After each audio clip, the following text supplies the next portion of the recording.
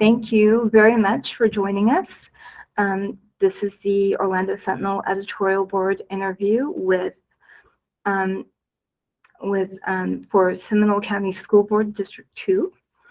And we have our 4 candidates here today, along with myself, Jay Reddick, our inside editor, and Scott Maxwell, our columnist. We're going to take about an hour, because of the number of candidates we have, to go through some questions about the race. And then at the end, we will give you each an opportunity to make a brief closing statement. Since there are several of us, we ask you to kind of keep your answers concise. Also, please don't crosstalk and address each other, just because this is not a debate, it's an interview, and it's just a chance for us to get to know you. So, but with all that said, I think that Scott Maxwell has our first question. Sure. We sort of bypassed the idea of formal opening statements, but one of the things I've learned about candidates is that there's usually like one motivating factor that prompted them to run for office, more than any other. There's probably several, but maybe each of you could tell us what was the main reason that you decided to want to sort of leave the sidelines and get into the arena when it comes to the Seminole County School Board. And I guess if we go alphabetically to start off with, we'll start with you, Mr. Cooper. And actually, if I could, Mr. Cooper, if you could just introduce yourself as you're starting, because I should have done that myself. Sure. Thank you so much for organizing this. My name is Sean Cooper, and I have just celebrated 25 years of marriage, maybe 26 actually. I should get that number right before my wife sees this recording later. And we've lived in the county for 26 years, and have children that went through Seminole County Public Schools. I have a son that's still in the 7th grade. For me, I'm running for school board because the next 3 to 4 years are critical for our county. The last 2.5 years have been significantly challenging to our families, to our schools, to our community. And I believe our students and our parents are exactly who we need to help us forge ahead. And so I'm the type of person that believes our best years are ahead of us, not pre-COVID, not 10 years ago. We have enormous strength and resources and leadership in this county. And so I'm excited to collaborate, convene, and work with the great people that we have in Seminole County. Okay, thank you. And Mr. Evans, oh, excuse me, Ms. Davis. Good morning, everyone. Kelley Davis. I'm running for Seminole County School Board District 2. I got into this race kind of late. I really believe that our current school district needs some help meeting a lot of the challenges that are coming up. As far as Seminole County School goes, I had moved here approximately 30 years ago. I moved to Seminole County specifically because they did have a great reputation for their schools. We are the only school in Central Florida that is graded as an A. I think we're still doing very well. I think there are some improvements that need to happen, some rearranging with the budget. But my grandkids are now starting at Seminole County schools. We went through school when my own children were very young. They started in VPK down here, and they've gone all the way through and graduated from Lake Mary High School. So I've been through it for the entire period of their education. I was a teacher at Seminole High School. I joining the military. I've been a leader in the military, a leader in my job. I do criminal cases, tenant cases, whatever sort of needs to be done. Make sure that we instill the values in the children that we already have. We have really good kids in Seminole County. I want to make sure that that stays. And I also want to make sure that our teachers are rewarded for good work. I understand, raise increases and things like that, but then that creates other problems within the whole budget of the school. We are the #1 employer in Seminole County, and we make a lot of money for Seminole County, and we need to make sure we do it right and that it reflects in the community and it reflects in the future of our students growing up and wanting to see the community. Okay. Great. Thank you very much. Mr. Evans, any particular reason that you got into the race? Yeah, absolutely. I'm James Evans. I'm a local realtor in town, and I'm actually, I believe, the only Seminole County native in this race. I was born and raised in Winter Springs. I am a product of Seminole County Public Schools. I attended Keith and Indian Trails, Winter Springs High School. So this is near and dear to me. I have an 8-year-old son that's going through the school system, and for most of he was originally zoned for Winter Springs Elementary, and I didn't like the achievement levels of Winter Springs Elementary. So I pulled him out and put him in a charter school, very pro-choice on that. And so I kind of had this boiling inside of me that, why are we allowing some of our schools to be underperforming to the state?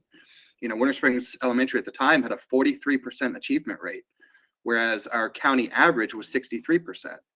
And that just didn't sit well with me. And then Uvalde, Texas happened, and I just looked at my son and said, you know what? It's time to stop sitting on the sidelines. It's time to get involved and be the change that I want to see in the county. Thank you. I appreciate the specifics. Mr. Monte. Hi, good morning. My name is Eric Monte. I'm running for Seminole County School District 2. And James is right. I'm not a native of Florida, but I've been coming to Florida since I was a little kid.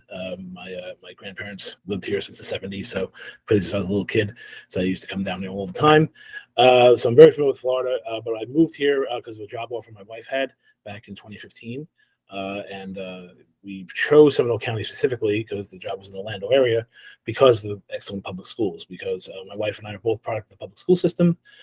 We grew up in New York, both grew up in New York City. We're at the time was a very progressive education back in the 1970s and 80s. So we're very familiar with that education. And we came here and we wanted something similar. And we felt Seminole County was a very balanced and neutral school system when we got here, and we're very happy. However, in the last few years, I've saw a change in how the school system was being approached in terms of the curriculum. When Dr. Walt retired, I thought I was one of the parents who filled out that survey. What did the parents want? Wanting an educator, wanting to keep the schools neutral, like the way it was. And that's why I moved here. And then I saw basically that not happen, and the entire superintendent search got, I think, the choice is the choice, but I think they could have handled a lot better on many facets. Okay, I'm not going to focus on any one or two, but there's several of them, be it from the lack of final candidates. Only of the 5 candidates were recommended, only 2 were actually interviewed, and then the choice of the flip and the flop, which really embarrassed the county in a lot of ways. And I just felt like parents weren't being listened to. And I noticed discipline was, and this could be due with COVID, but also I think the discipline has gotten really lax. My daughter is a 7th grader at Indian Trails. My son is a 4th grader. My daughter's very small for her size and her age, and she gets pushed around a lot. And we talk about firearms and stuff, but that's an issue. We know we had a shooting here in Seminole County, but she gets jostled around every day, and there's a general lack of discipline and respect in the schools, and that's a big deal for me too. And I want to improve the schools all around. There's too many low-performing schools in the school district. Too many kids who get to high school or even beyond, if they do go to college, do not read at grade level, do not perform math the way they should. And academics is something that I really feel should be a little more rigorous, and discipline should be slightly more rigorous to make sure that there's actually consequences to people's actions and take some responsibility. So thank you very much. Sure. And, I actually, Mr. Monte, I wanted to ask you one quick follow-up. You mentioned that you're not as pleased with the sort of the direction of recent years in Seminole County schools as before. I tried to familiarize myself with all of your 4 of your websites. And one of the things you would stress, Mr. Monte, was you wanted to keep fringe ivory tower theories out of the schools. Is there an example of some fringe policy that you believe has been instructed as part of Seminole County schools that should not be there? Well, like I said, I grew up in New York City, and it was a post MLK world. It was, it's in the north. I grew up in a school system with many different cultures, many different races, many different foreign nationals, and we all pretty much got along pretty well. And that was the school system I was used to, and I really liked. I feel that, based, what Martin Luther King said about basing on the content of your character, I think that's paramount. And the problem I've seen with the theories is that we're going back to something where we're valuing people's opinions and viewpoints and their experiences in the school based upon immutable characteristics, which is not what I was brought up on, not what the school system I'm used to or what I think should happen. And just that's to be what's concerning specific, me. you're under the impression that those opinions are being taught currently in Seminole County? My opinion is that the theories are being applied in a certain way to certain curriculums and to certain attitudes of how we handle certain things like discipline. We may decide like, oh, we're not going to have a uniform discipline policy where someone of a certain background does something and someone does another background does something. We're going to have an unbalanced uniform discipline policy. So that means that some people will not get disciplined, some people will. And I think that's just creates chaos, and people can't focus on what's the real policy because it changes depending on who is administering it on each school. And now, yes, of course, different schools have different situations, which may be valid, but it just seems like some of these things are being applied in a way which I think causes confusion, and not just for the parents, but for the children too. They don't know what is being enforced, what is not being enforced, and the teachers especially don't feel they're getting the support of administration because they may have a problem getting classes, which is disrupting the learning environment, and they can't seem to get a discipline policies down of how to follow it. Thank you. And actually, let's throw that question out to the other candidates as well. Just a general idea of what you think is or is not going on in terms of what people consider to be radical educational theory in Seminole County. Let's go to Ms. Davis. Yes, thank you. I do not think these things are being taught in school currently.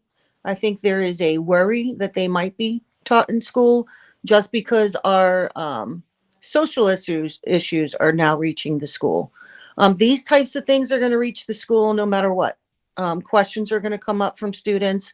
Questions are going to come up from parents. Kids are going to address things with one another. I don't believe it's the school's role to teach those things. These are things that naturally occur in different schools because of the issues that are going on around them in the community.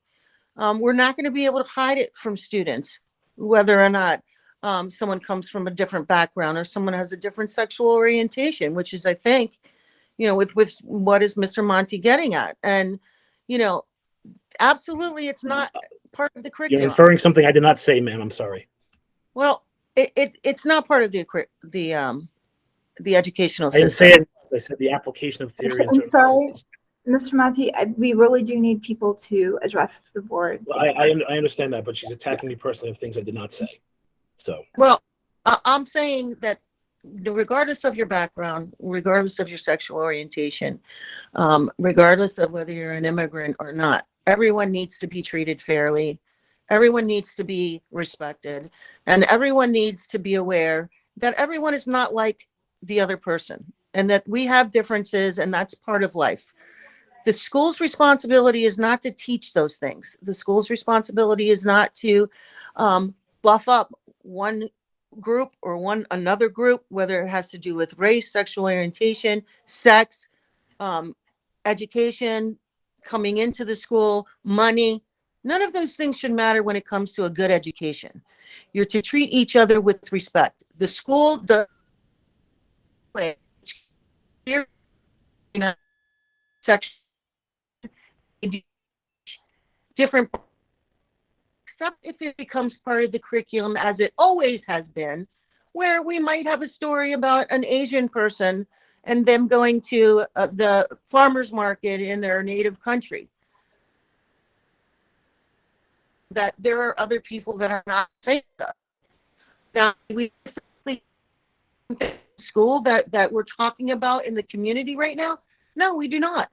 And I would not encourage the teachers to teach these kind of things. However, if a student comes up and says, look, they're teasing me because of this or that, that's when you say, you need to talk to your parents about this. It's very important to get their opinion, but everybody should be treated equally, and that's not what we're going to do in this classroom. It has nothing to do with then explaining, what their, concerns are inside, things that are emotional that might need to go back to the parent, but it's addressing that there's a concern, and you don't need to point out the differences in people. We have to point out what's similar, and that we're all going to treat each other with respect. And that's the bottom line. That needs to be taught in school on a daily basis. Mr. Cooper, if you'd like to address it really quickly. Yes, thank you.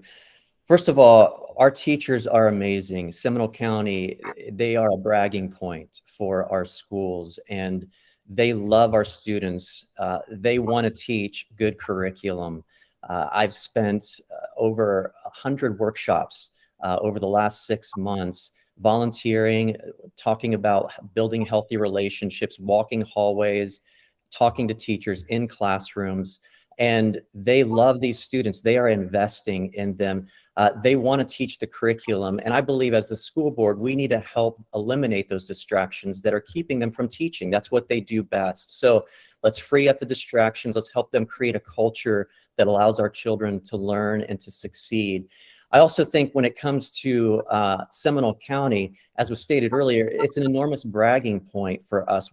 I think the fear that other things are being taught, there's a process for that. If there is a statement made and it's accounted for, it goes through the principal speaks to the superintendent, and if necessary, the board then has to get involved. But in our county, there are very few and far between. Is it happening? I'm sure it's happening in classrooms all across America. But that's something that we'll always have to be vigilant about, is to make sure that when it comes to the curriculum that's being taught, whatever the subject matter, that we get back to the basics. I'm a huge proponent of getting back to the basics. We have gone through a very tumultuous time the last 2.5 years. Even in my own family, when we go through a difficult time, we always get back to the basics as a way to reset. And I think that's what's critical for us moving forward. Let's eliminate distractions. Let's move the things out of the way so that the teachers can do what they are qualified to do. We have incredible new teachers who are graduating from great colleges and universities here in the area. They're excited to teach. Let's let them teach. We have incredible veteran teachers who are not moving on, despite the change and turnover that's happening across the country. Many of our schools have very few teachers that are leaving. That's an extraordinary statement about the culture of Seminole County Public Schools. We need to be vigilant to make sure we support our teachers, encourage them to do what they do best, and stay out of the way so that our students can ultimately succeed. Mr. Evans. Thank you. And I think it's absolutely an important topic, and it's come up, I'm sure, for all of the candidates. We've all had to discuss this with the public and potential voters. Now, I'll try to focus in directly on, the question of the radicalization of curriculum or the radicalization of schools. And to that, I would actually distinctly disagree with Mr. Cooper in that speaking with teachers and speaking with staff and admins, we have multiple schools that need to fill over 24 positions for teaching. Indian Trails Middle School alone has to fill almost 25 spots of 70 staff members total. That's it. We lost 25 of 70 people. So there is something going on. And I believe there is a radicalization against teachers. And I don't like it. It's not right. I really believe we need to support the teachers because they are the asset. Without teachers, we don't have public education. Period. End of story. So we have to both protect the veteran teachers who are feeling bullied, but we also need to promote and nurture the young teachers coming in. I believe because of Seminole County's reputation, we have had very high standards for new teachers. And while we should, we also need to allow them to make mistakes because they're new teachers. They will make mistakes. So we need to have processes in place that nurture them and make them feel like they're allowed to grow as a professional into their career. Now, in terms of the curriculum, I think we're all kind of beating around the bush, and let's just say it. Our state does ban CRT within our classrooms. Now, I think there's a vast misconception about CRT. It's been politicized very, very recently. But it comes back to a 1970s Harvard study that just said minorities have been oppressed via laws across America. That's the core. Now, again, it's been politicized and it's been weaponized. And I don't agree with any of that. So when you're talking about curriculum there, absolutely not. But our school should be teaching history as it happened. You cannot deny that our minorities have been attacked via laws. I mean, we all know the most obvious, Jim Crow, right? We know about Jim Crow laws. So we need to teach that because we never want to repeat that. And we want to echo Miss Davis, we want people to feel like they should treat everybody equally. They should treat everybody equally.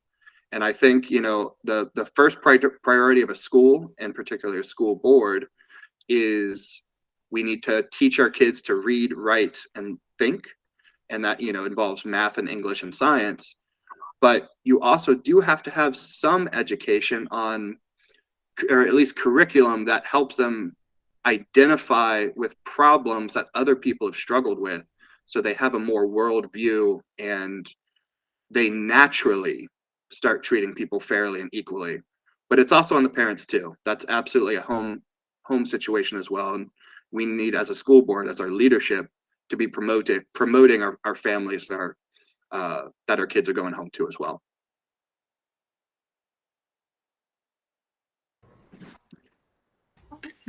Hi, I'd like to ask you all about resources. I know the last couple of years, obviously, COVID has turned budgets on their heads in all walks of life. But moving forward, coming from COVID, what are areas that you see where school resources in the budget or in manpower or whatever, where they've fallen short, and what is one area that you would focus on as a school board member?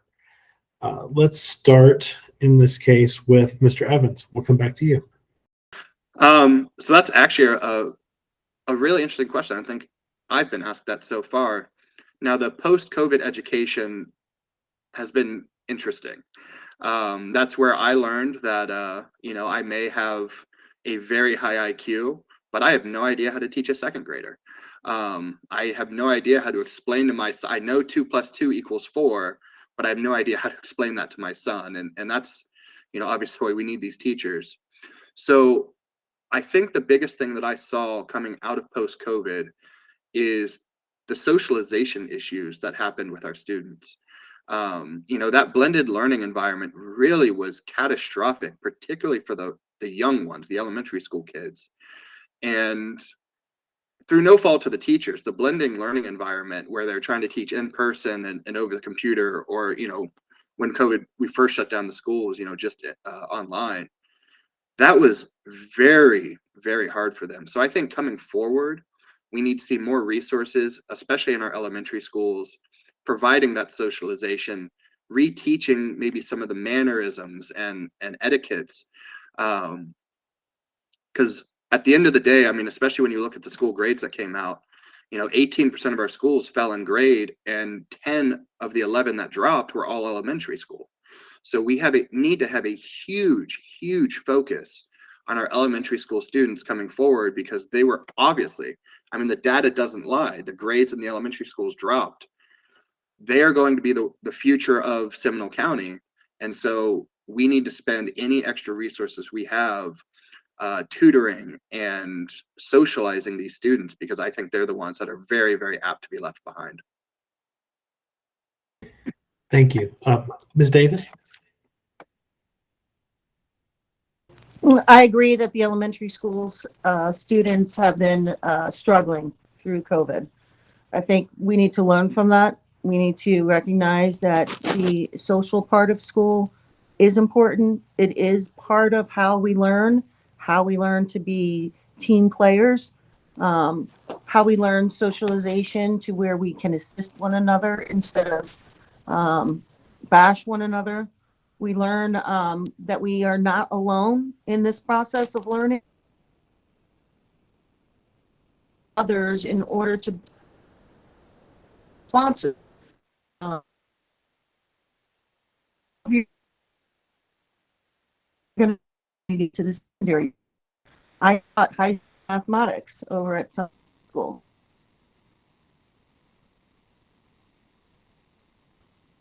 lower level classes. Ms.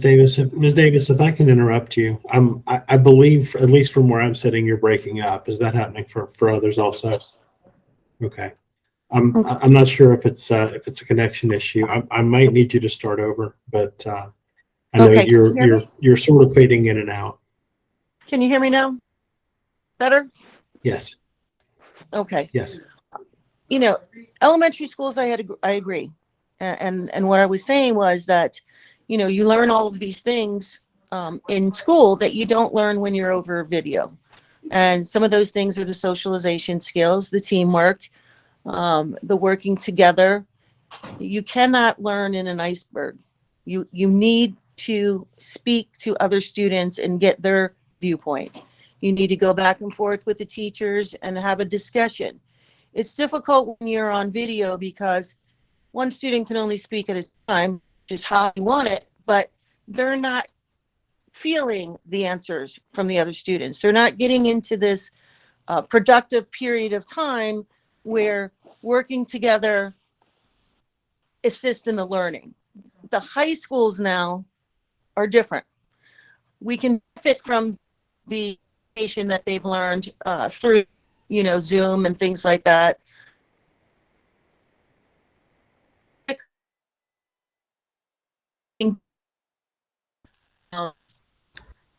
We did just lose you again. I'm sorry.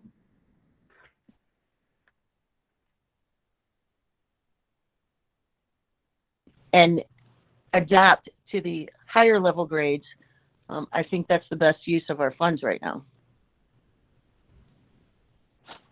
Thank you. And Ms. Davis, I'm sorry to tell you, you did break up for another second, but we got the gist of everything, I believe. But how would you allocate? You've talked more about curriculum and teaching methods. How would you allocate resources and budget and that kind of thing to make that happen? Well, the budget comes from the legislature. We have very challenging things ahead of us in order to promote number one. Once we get that money, allocating it, because we need so much money everywhere, and reach whatever budget we have, rearrange it to affect the younger level students, as far as grade wise, but also lower level students throughout the whole. So these students need to be pushed back into a regular setting where they can learn better. They're the ones that were hurt the most during COVID, the younger ones and the lower level students. So they need a big push right away. We need to get everyone back on track to graduating on time with a great education. And we can't do that if we don't bring more money into those particular sections of our schools. Great. Thank you, Ms. Davis. Mr. Monte, what are the sort of resource priorities for you, and how would you handle those in the budget? Well, my concern for the budget is that we're going to have enormous pressures coming on us very soon with the inflationary situation.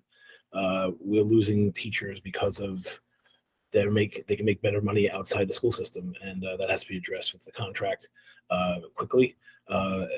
That I'm not interested in raising millage rates on the taxpayers. They're already suffering enough. We need to make sure that we use our money wisely, allocate stuff in the budget that we can allocate to the right places, and really honestly not spend money on things where we don't. The other way is to find efficiencies, because I think the thing we're doing for our children here in Seminole County is that we're preparing them to be citizens, and we're preparing them for the workforce. Okay, whatever that workforce is. That's going to college, that's trade school, that's entrepreneurship. We have done a poor job, especially in the upper grades, of training our children how to handle life. And that includes handling finances. So financial literacy is very large for me. Make sure that gets introduced, how to start a business, how to go through all the filing, to make sure if you want to be an entrepreneur. There's a lot of things that we could help kids get started much quicker, okay? And not just the knee-jerk reaction, oh, just go to college when if they don't research properly a career and where they go to school, they can take out these horrible loans that they don't understand compound interest, and they get stuck with mortgage size college debt with a return on investment that doesn't equate to anything to pay it back. And I think we're hamstringing our kids with those, with not teaching those skills in the upper grades. And I think a lot of our allocation should be for that, as well as acknowledging that on the world market, the competitiveness has to do with not just the everyday jobs that we do that we need to survive, but also for people who have the aptitude, tech jobs, to make sure that they know how to program, they know how to use a computer, and not just using a computer, like just using Office or something to that effect. I mean, that's basic stuff, but really, programming. You're not going to be able to, if you're desiring your children to move to the next level. If it's not through entrepreneurship or other thing, you have to be able to know how to use technology. And I know our IT services, both for the teachers and for the students, are not where they should be. We can discuss when it's appropriate to use a computer in learning, and at what points and for what things. Sometimes traditional methods are the best. And I think the cell phones are a problem in the schools. I think they're a huge distraction. The reality is we have to do a better job of making sure we're preparing our students for the future and allocating the budgets properly so that when they come out of SCPS schools, if they choose not to go to college or they do go to college, they will be well prepared for their roles as citizens and to provide for themselves and their families. Great. Thank you very much. Mr. Cooper, what are your resource priorities, and how would you go about handling them from reallocating the budget? Yeah, it's a great question. First of all, I believe that while we can generally celebrate the academic achievements of our county, and for sure there are some schools that need some more help, we need to provide them with a model of another school that was in a similar situation academically, and steps that were taken for that school to improve. So we certainly need to lean into and equip those schools that have struggled academically in terms of the ratings and the testing. But generally speaking, as an A-rated county, that's something that we want to be vigilant on and continue to put resources into. But I would say coming out of COVID, the pandemic really showed a lot of struggle at the mental health level. There is so much fighting on campuses. In fact, I asked my 7th grade, he's going into 7th grade this next year, and I asked him last week, if there's one thing that you could change about your school, what would it be? And without hesitation, he said, less fighting. And that is a common theme that you hear, not just in one school or in a particular type of school. It's in all schools. There's so much disruption and so much fighting. And so at the mental health level, we need to work at tackling how to reduce absenteeism. What's the symptom that's causing absenteeism? For a while, maybe it was health related. Hopefully we're coming out of that. But how do we reduce referrals? And how do we get back to building some character and talking about some of the values that we want to see in leadership?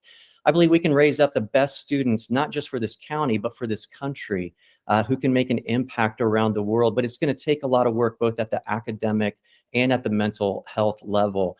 In terms of resources, this is a very big question. And I was just spending some time this week with the CFO with Seminole County Public Schools. And the reality is just over 80% of our budget right now goes towards salaries. Something like 59.5% goes specifically to the salaries. And then another almost 22% goes towards benefits, health, and other type of benefits. So we're looking at just over 80% already goes to support the salaries of teachers and administrators. That's an enormous amount.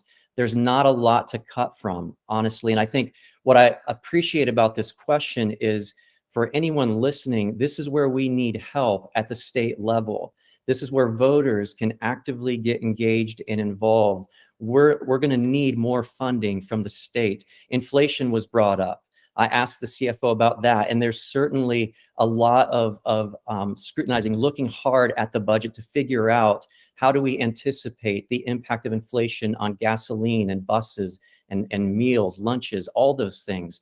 So inflation is going to be a big deal. Fortunately, again, as a county, through a lot of vigilance, in terms of our reserves, we're right at 7.6%. You have to be above 3% as a state.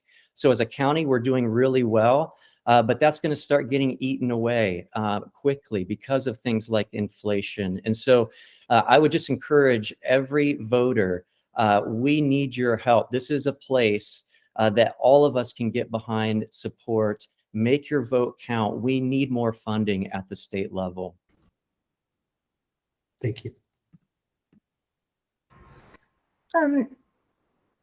Mr. Monte brought something up that that I wanted to ask about, because I will tell you this is the one question that usually gets everybody smiling, and that is the importance to each of you of expanding Seminole County's career, if you believe they need to be expanded, career and technical education opportunities.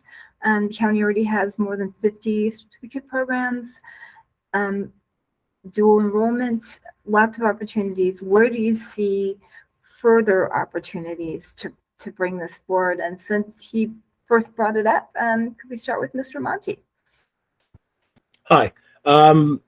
Just to reflect on my own upbringing, we did shop classes in middle school. I had ceramics, woodworking, stained glass. I took a lot of practical hands-on. They weren't art courses. They were just, practical. Hey, you got to create something. You got to know how to use the machinery. You have to work on the safety and all that stuff. I don't see a lot of those practical courses, except for maybe at least I can only speak from experience of my daughter. But she's going through middle school and she has there's some cooking. Class was very popular, and there's lots of art stuff. But there is a lot of practical things to teach. Use your hands, and I think that we have to start that up again and look into that. Those things, and we have to expand it to beyond just certain magnet schools, because sometimes it's hard, it's an expense for people to travel to those magnet schools, and the kids are on the bus longer. So maybe we got to look at expanding those programs on a wider geographical scale.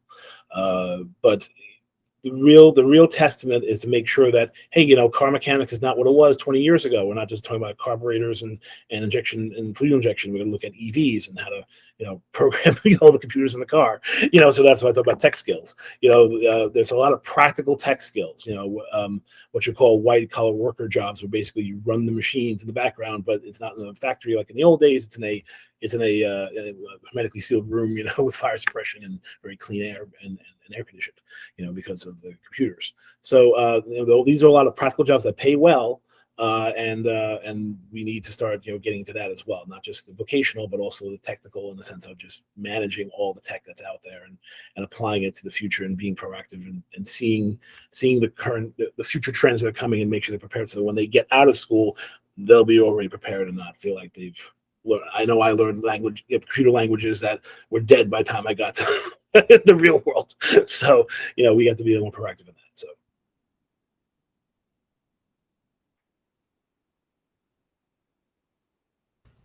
Ms. Davis, would you like to chime in with your opinion on career and technical education and where Seminole County's future lies? Growing up, I took 2 semesters of woodshop, 2 semesters. It exposed you to a career path that you might want to consider. We had special vocational schools where you went and attended if you wanted to specialize in some sort of career opportunity. Here we have in Seminole County Schools, we have a lot of that right here in our district. We have schools that specialize in specific job areas. We have elementary and high school opportunities to do career training and then move on to internships. Some of our students are starting college in basically 11th grade. We have students who can get an entire first 2 years of college done while they are in high school already. So these things are in place. I think what needs to happen is that they are expanded, to at least be introductorily available at all of the schools. And then if you decide you want to specialize in a certain career, later on you can make a transfer to that school if you find that it's something that you're really interested in. But as far as higher level classes, we have that. We're in the colleges, especially Seminole. you can be doing dual enrolled. You can receive credit for college algebra, and you're also receiving credit at Seminole College for that. I mean, we have the capability of getting 2 years of college finished before the completion of high school. And that saves the community money, that saves parents money, students money, and you're still getting a better education because you are achieving results in higher level classes while you are still in high school.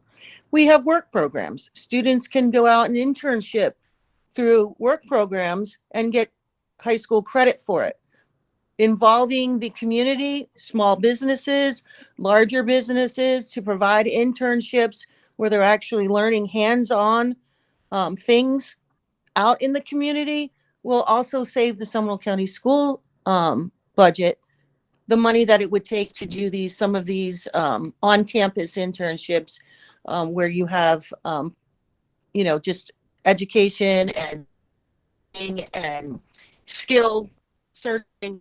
We involve the community in this and help support some of the interns. I think that would complete and round our program that we already have.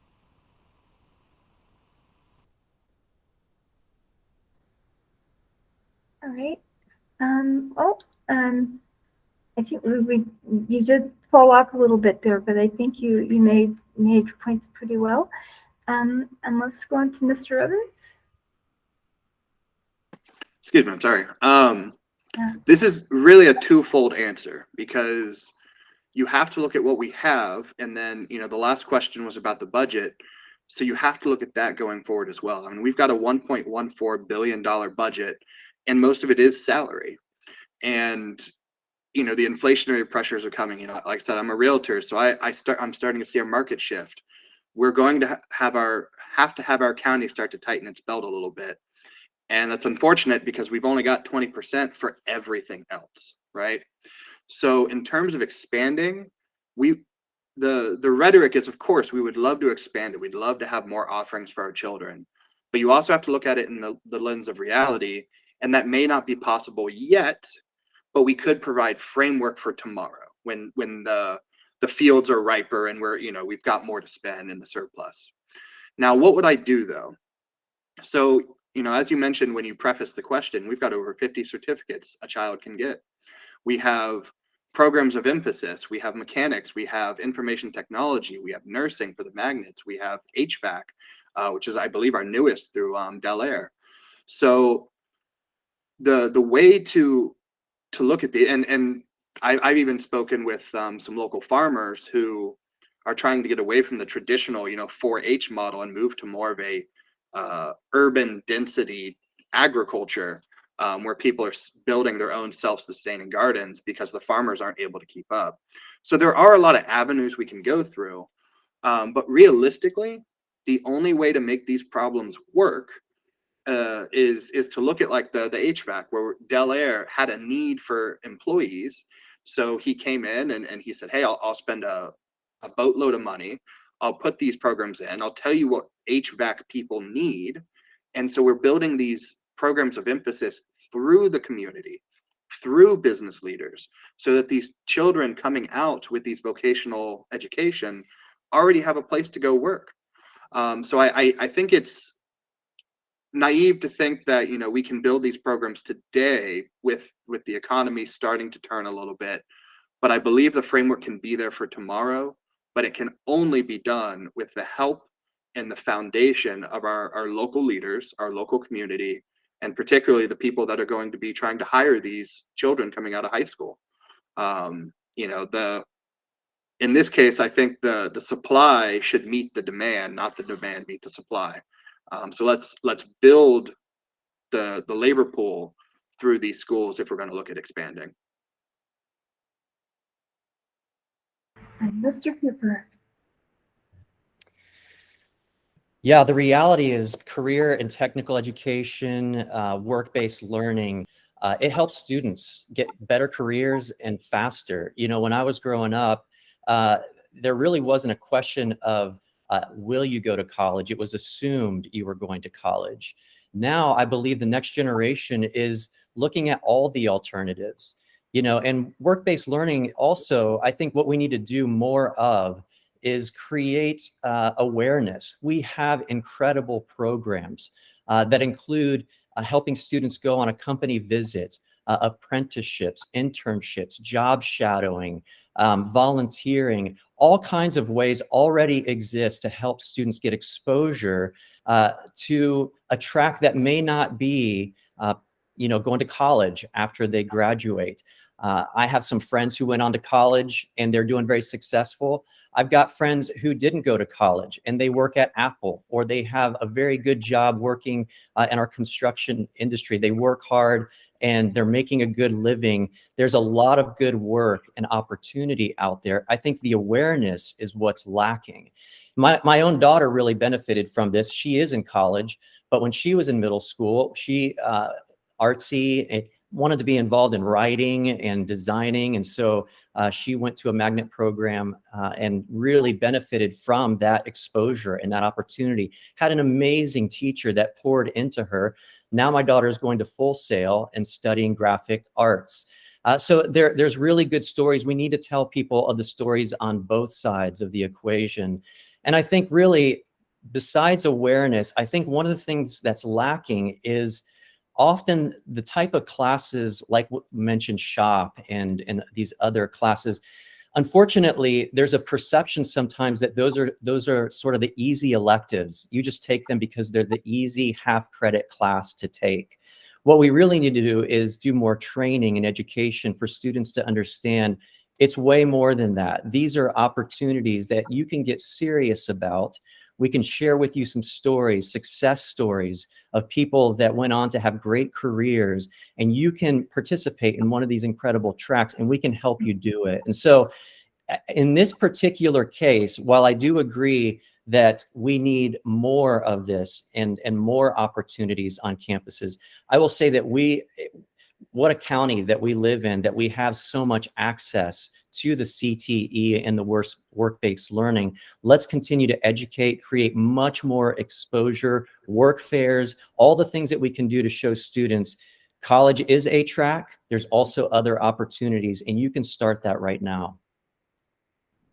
We are getting very close to the end of our time. I wanted to throw one more question out there, and that is, we have a recent Supreme Court ruling that appears to authorize coach-led prayer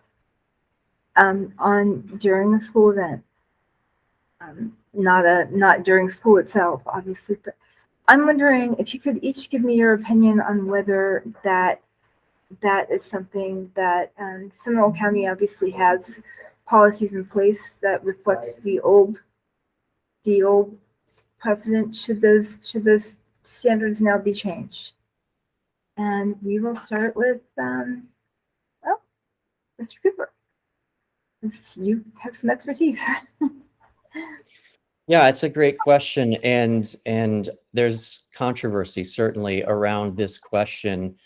One of the things that I have appreciated in the early mornings when volunteering on school campuses is that there's a moment of silence, and students can choose what to do with that moment of silence. Frankly, most of them are talking or looking at their phones.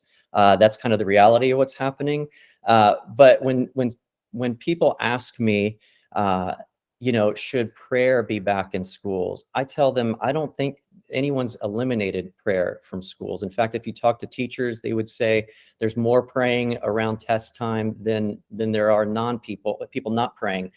When it comes to things like praying at a football game, at halftime or at the end of the game, that's especially in the Southeast, that's a tradition that a lot of people here in our culture lean into. I don't think it needs to be limited to prayer necessarily, and I don't think it needs to be limited to any particular religious faith. I think you could circle up teams at the end and have a moment of silence. Let people pray with whatever faith background they have, or if they're not a part of a faith background, that's okay too. They can still come and at least appreciate the time that they had together on the field. I don't think it has to be a divisive issue. I think it needs to be respectfully inclusive. We are a diverse community. We have Muslims and Hindus and Buddhists and people who are agnostic and atheists. We don't want to eliminate the opportunity for people to exercise their freedoms in that way. I think we just need to make sure that we're careful in not being exclusive. Okay, Mr. Evans, would you like to address this? Absolutely. And I'm going to kind of echo Mr. Cooper here, because that really is the answer. And now one of the questions you asked was also, should the school policy of Seminole County change? And yes, the Supreme Court has ruled. The Supreme Court obviously outrules Seminole County School Board, so the policies have to change. Not should, but have to. Now, I was an athlete growing up. We always prayed before games. Now, it was a different time. You're talking back in the 90s and 2000s, but we always did it. And, I've played on teams with atheists and Muslims and Hindus and Christians, and we all prayed together, even if we prayed our own prayer, right? Now, the issue that we need to be careful with, and the Supreme Court decision does outline this, is the prayer cannot be mandatory. If a child wants to go and join the team to be part of that inclusive group, great. But there should be no implication that they're somehow going to be punished if left out or choose to, stand by. There should be no implication that they have to, believe in the same God. There should be no implication of any negative benefit. Every child should have the right to believe what they believe. And to echo, we haven't eliminated prayer, regardless of the God that they're praying to. When I was in campus, we had a prayer circle that was every morning outside the cafeteria. And it was about 35 kids that would do it. We welcomed everybody, but nobody was required to be there. And teachers would join in sometimes. We can't pretend that we don't have religious leaders in our schools. I've never been one to say, whether it's an imam or a priest or a pastor. I mean, we have these people teaching in our schools, and of course the children are going to see these leaders in their lives and ask them questions about their faith and their belief. Should those teachers be answering those things during class time? Absolutely not. Should they be answering them on school dollar? Absolutely not. But if a child comes in before or after school, these teachers, these ministers, they're people, no different than you or I. So again, prayer has never been taken out of school. I believe it's been restricted, and rightfully so, in so much that it can't be done on school dollar. But so long as it's not on school dollar and children aren't being forced, and there's no negative consequence for standing by, then I honestly don't have a problem with that, whether it's teacher led or not.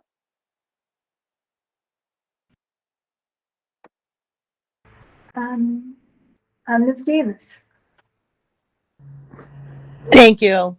I don't think that prayer is eliminated in school in any way. I think students feel that they can enjoy whatever practices and beliefs that they want to. It's just when other students are required to be there at the same time, and are pressured sort of to being included in it for fear of some sort of retaliation, or dislike because they're not practicing the same things. That's when it became a problem. And that's when the Supreme Court got involved. And, we need to make sure that all students can practice their own religion. It doesn't have to be on school campus. It doesn't have to be part of the school schedule, but it's going to happen. And they're going to do it on their own, though. I don't think the schools need to get involved in prohibiting it. I don't think the schools need to get involved in being inclusive of all of it. Students have practiced in clubs and organizations after school for years and years and years, and they can continue to do that. I don't think it should be an issue of schools gathering on students gathering on school property either. as long as it's not led and instructed by a teacher during school hours, and um, you know, segregated, where you have to do this, you have to do this, you have to do that. That goes into the opposite of being inclusive or exclusive, and we don't want to do either one. Students have been doing this all along. I don't think that it belongs led by the school teachers or led by the district. And I don't see that happening either. These are the kind of things that I want to see continue. There's so much argument and so much politicizing of specific things that occurred. And then everyone believes that this is happening all over the schools. This is happening in every classroom. This is happening after school. People are being forced to be involved in these groups. That's not true. I mean, I think the first thing is that, we need to step out and away from each one individual case here, one individual case there. Right now we're getting this impression that all these things are happening that are really not happening. We have good systems in place. We need to keep them and expand on them. But following the law is following the law. I'm a lawyer. I know you have to follow the law. But it's in the attitudes of the school, the attitudes of the teacher, to be sure that everyone knows it's okay to be yourself. It's okay to practice certain things that other people don't practice. That's why we went and did instead of moments of prayer, we did the moments of silence. That's great. Everybody can, again, you're not forcing anyone to do anything or practice anything. They're able to do and feel how they want to feel, pray to whoever they want to pray to. They might just want to sit there and be thankful for their family. But these are the type of things that I'm not worried so much in Seminole County as being an intrusive or extrusive on our children. And I just like, everyone to put things into perspective. We can't jump all over things that are, being advertised as the worst thing ever that can happen. These things we've been dealing with for years and years. And Seminole County is one of the best schools to deal with all of these things. Not only was I a parent for all these years, but I was also a teacher for that time where, I pretty much have seen little things that occur and how much, if you bring an issue to it, it becomes some big deal. We're actually promoting separatism about it. So, my goal is to just kind of keep what things are happening, put things into perspective, allow people to believe what they want to believe, practice what they want to practice without interference from the school. But we're not there also to suppress it either. So. Thank you. Mr. Monte, I believe you're trying to tackle this one. I don't think there's much left to tackle. I think all the other candidates covered it pretty well. I have not much to add to it because I'd have to say that we probably agree on more issues than we disagree on, and even things that even Ms. Davis said earlier she thought I disagreed with. I agree with a lot of things she said. We just have probably different approaches and outlooks, but in general we agree. But when it comes to I think we have to, like you said, I think making a mountain of the molehill out of the Supreme Court case of, it really was a workplace issue with an employee-employer relationship, and that someone was persecuted for expressing their religion. And I think as long as there's no soft bigotry of this implied inclusive of doing these things with coaches or teachers to feel like they need to get ahead. Like, I believe in the meritocracy. If you're the best football player, in the case of that case particularly, if you're the best football player on the field, you should be on the field. Okay, if you work harder than everybody else, you should be on the field, not because you decide to pray with the coach or not. But I think when it comes to a workplace issue, I think it was just an idea saying that we have certain enumerated rights in our Bill of Rights, and that they have to be respected by employers. And again, we live in a diverse, multicultural county. I am in a multicultural, multi-religion household. I am very much aware of the needs of all that. And coming from an area of the country which was very multicultural, this is something which I think is not an issue. There might be need to update to the policy to make it probably more current, but I think it's in general most of the policies. A lot of times things just sit there because they made sense 30, 40, 10, 20, 30 years ago, but they haven't been touched and it doesn't really apply today. So I think that's a general thing we have to do in general is maybe go through as whoever gets elected to the school board from this group is go through the other members and say, hey, you know, which policies are actually still relevant or might need some modern updating based upon current mores and attitudes, and some things that are just to tackle problems that don't exist anymore or are severely reduced or ignoring new problems that haven't been there. So that's kind of how I would approach it. But most of the other candidates covered what I would say anyway. So there's no point repeating all the other stuff. So thank you. Well, and we have come to the end of our hour, and has been an immensely enjoyable time speaking with you.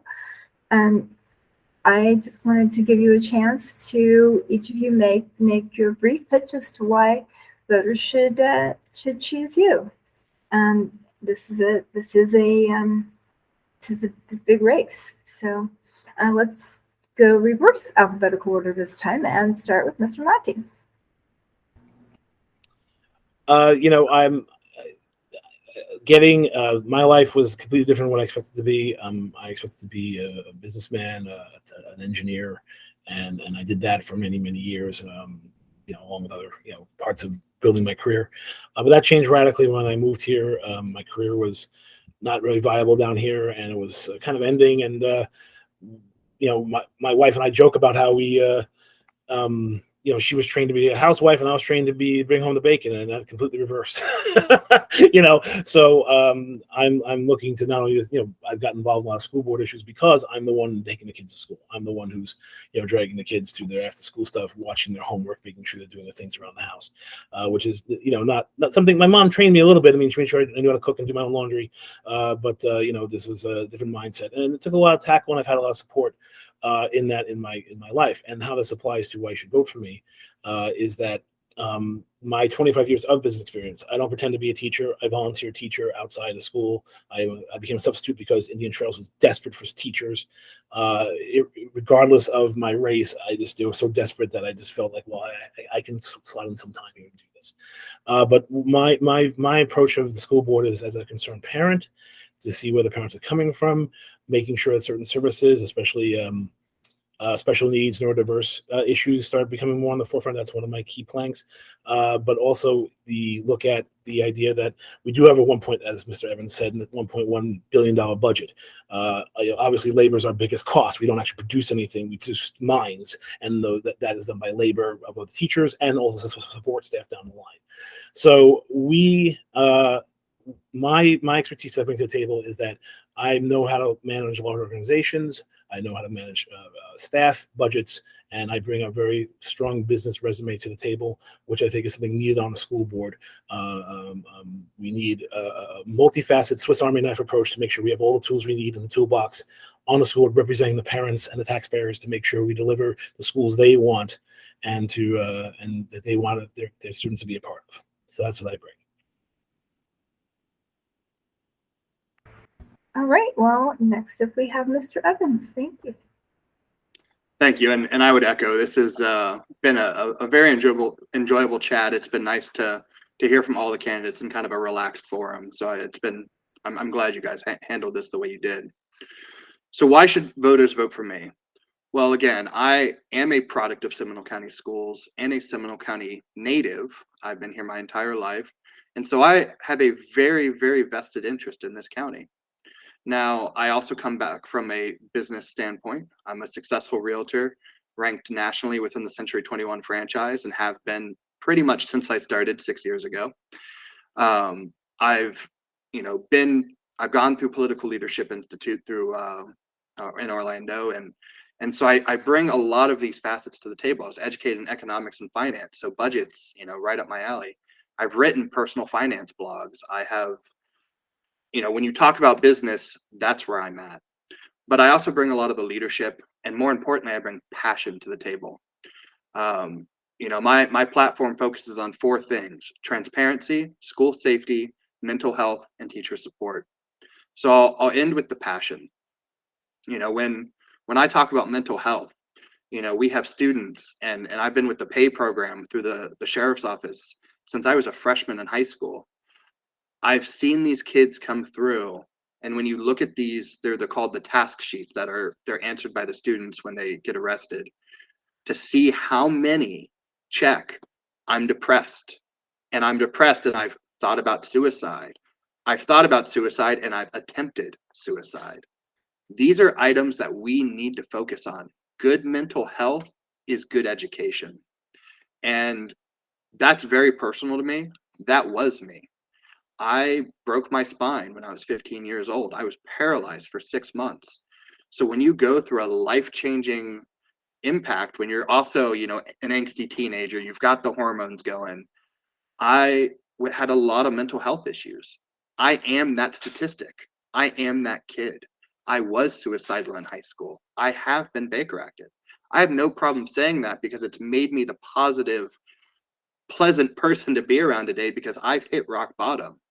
So when students talk to me about it, they see somebody who has felt just like they have, and yet they see somebody who has been able to accomplish a life, be a successful business owner, and stand on my own 2 feet and be able to say it gets better. So I think that's a very important thing when people look at my platform, is that mental health, that's not a talking point for me. That's real life. That was me. You talk about supporting teachers.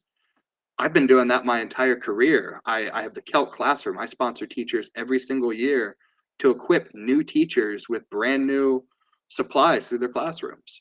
When teachers put out on Facebook, hey, I need some help, you're typically gonna see my name pop up on those comments of how much do you need, what do you want? And when South Seminole Academy opened last year, their clinic had 0 supplies. 0. They didn't have bandages. They didn't have Band-Aids at the start of the 2021 year. And so I supplied the entire clinic with everything they needed for the year. I have been there to support the schools every step of the way, as a student, as an adult, and now as a business leader in Seminole County. So why somebody should vote for me? They've got the passion, and they've got somebody who has consistently stood by our teachers every single day of the week.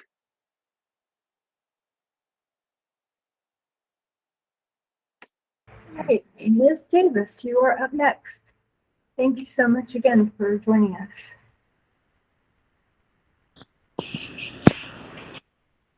Thank you so much for having us here. I just wanted to start out by saying that I want this job for our students. I want to be a leader in this job. I want to make sure that our students are following a successful path to the future that's not only going to help them, but it's going to help their parents. It's going to help the community, businesses, and our goal is to, you hate to say the word produce, but we are produce leaders, and leaders to stay in Seminole County. We want those leaders for our community, not only for themselves, but it starts with the students themselves. And I have been a leader mostly my entire life. But way back in high school, I went in the military. Right from high school, I earned the Army Commendation Medal, the Army Achievement Medal. I'm instruction that we implemented in the United States Army. I went through dual training with the Panamanian military while I was there. And then when I came out and started my own family, I became a teacher. I went to school for mathematics. During those mathematics years, we designed a new high school competency review class for the summer. I worked with Excel alternatives with students that were in the discipline program. We didn't just expel them. We didn't just give them in-school suspension, but we had them come after school every day. And we worked on social skills. We worked on the feelings of others. We worked on bullying, attendance, family issues. We wanted the students to stay in school, not be kicked out of school through suspension and in-school suspension.